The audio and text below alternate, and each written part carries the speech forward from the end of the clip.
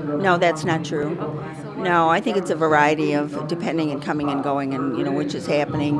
There's some cuts, particularly with regard to HFS, which is prescription drugs and other things that we normally do. But I don't think there's any 1% across the board. It's a variety of different things depending on the issues of what services are provided to people.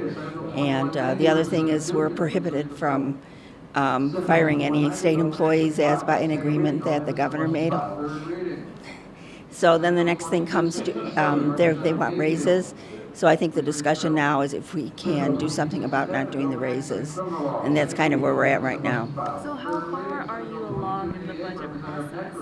Well, we're reasonably. I mean, they've been talking about it, and they've cut some things, but I think there's still some things that have to be discussed, and I'm not in favor of voting the budget bills out before we see a MAP bill.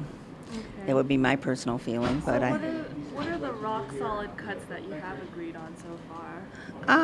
I'd have to go get a list and show you. I mean, there's a certain percentage across the board.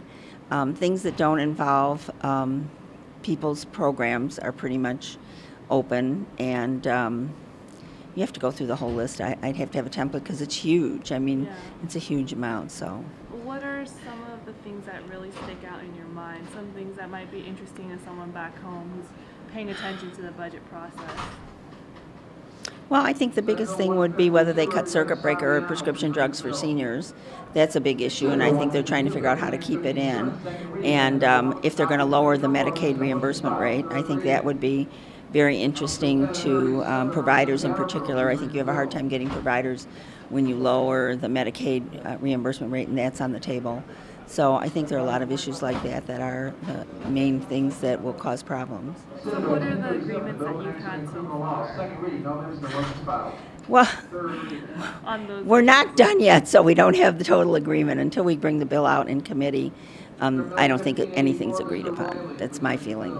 How's the process been like? I've heard it's a pretty bipartisan process. Yeah, it's been very bipartisan. I think that everybody agrees that we haven't got the money, so that we have to do something about it. So I think we're trying to negotiate with each other in a way that would be the best for the people of Illinois, and still we don't have the money, so we have to be very careful in how we handle it. So what about the thing?